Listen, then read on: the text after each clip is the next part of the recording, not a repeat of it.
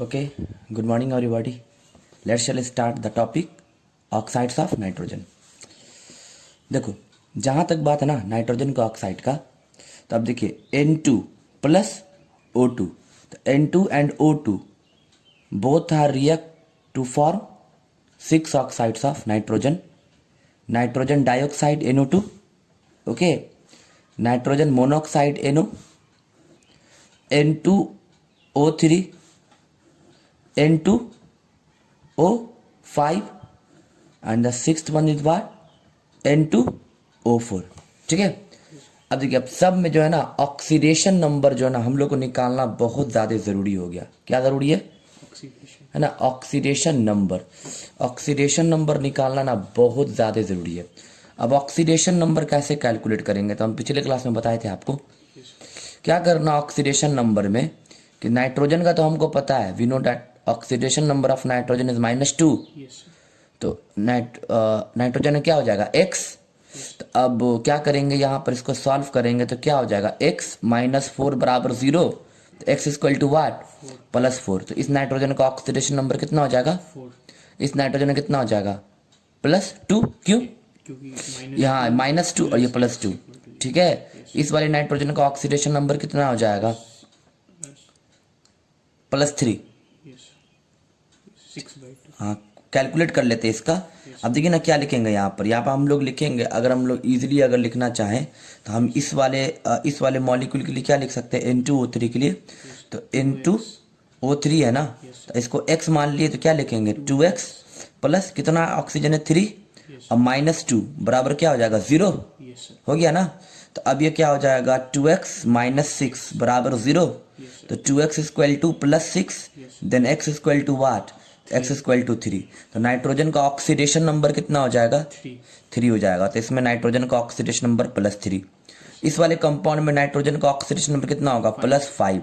इस वाले कंपाउंड में नाइट्रोजन का ऑक्सीडेशन नंबर कितना होगा? +2 ही। कैसे चेक कर ले? तो अब देखिए तो कंपाउंड क्या है, अब यहाँ पर हम यहाँ पर बना रहे हैं, जरा देखेंगे। अगर इस तरफ बनाएंगे तो क्या लिखा हुआ? N2O4। ठीक है। तो अब ये क्या हो जाएगा? 2x और प्लस ऑक्सीजन कितना? 4 -2 बराबर 0। अब क्या हो जाएगा? 2x - 8 बराबर 0।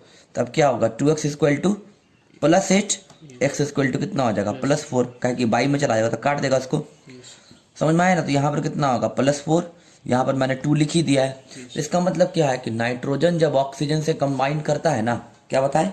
नाइट्रोजन ऑक्सीजन से जब हाँ, जब नाइट्रोजन ऑक्सीजन से जब कंबाइन करता है तो 6 तरीके का क्या बनता है? हाँ, there is 6 type of oxides are form.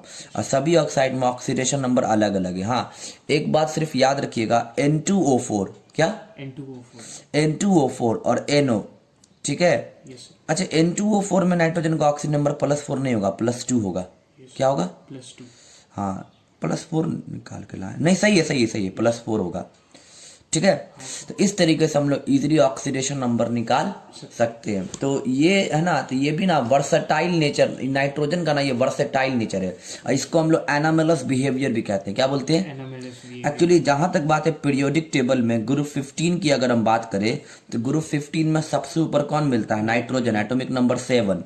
Nitrogen के बाद कौन मिलता है? फास्फोरस, एटॉमिक नंबर कितना? हाँ, 15 है ना।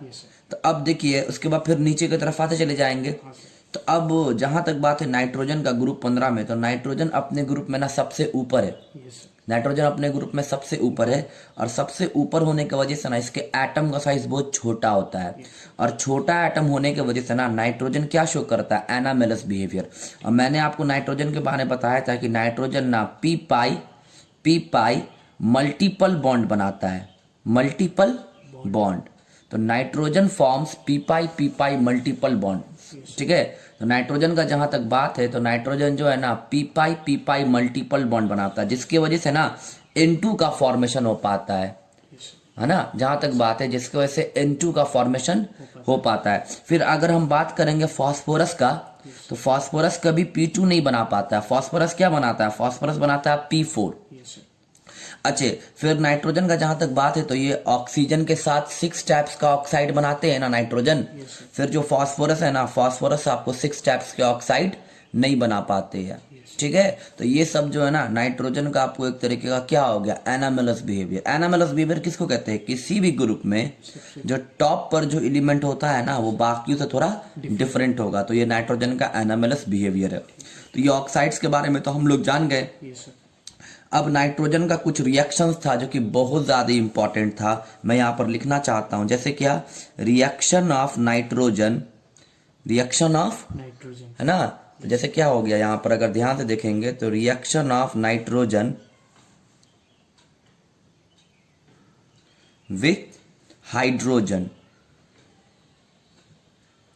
अब जो है ना हम लोग नाइट्रोजन का रिएक्शन किसके साथ देखेंगे, Hydrogen. है ना, हाँ, हाइड्रोजन के साथ। अब देखिए नाइट्रोजन का रिएक्शन हाइड्रोजन के साथ कैसे, इसको जरा गंभीरता पूर्वक देखना पड़ेगा बेसिकली, तभी सारा बात समझ में आएगा।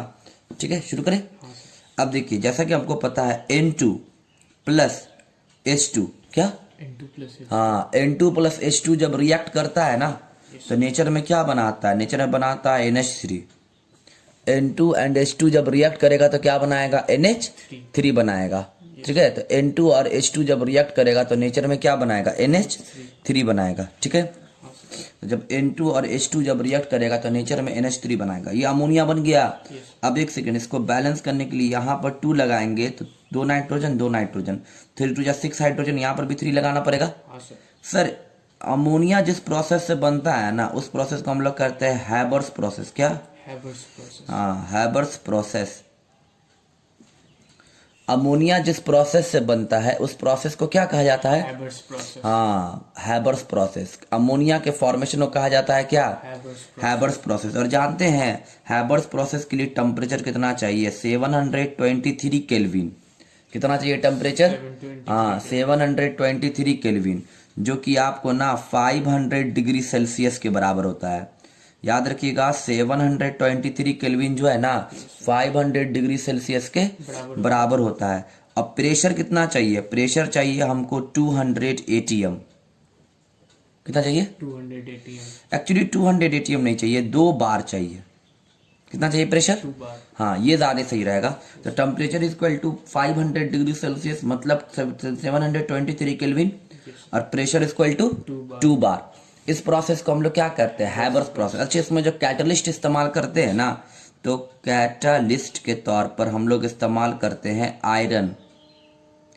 आयरन का मतलब क्या हो गया, Fe।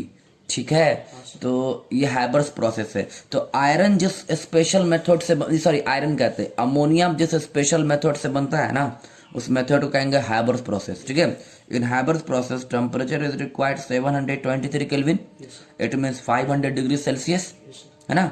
Pressure is equal to 2 bar and the catalyst is equal to, sorry catalyst is what, iron मतलब Fe। समझ में आया, चलिए इतना रहने देते हैं। Actually, in Haber's process, the temperature is required 500 degree Celsius, means 773 Kelvin. 773 Kelvin. Thank you.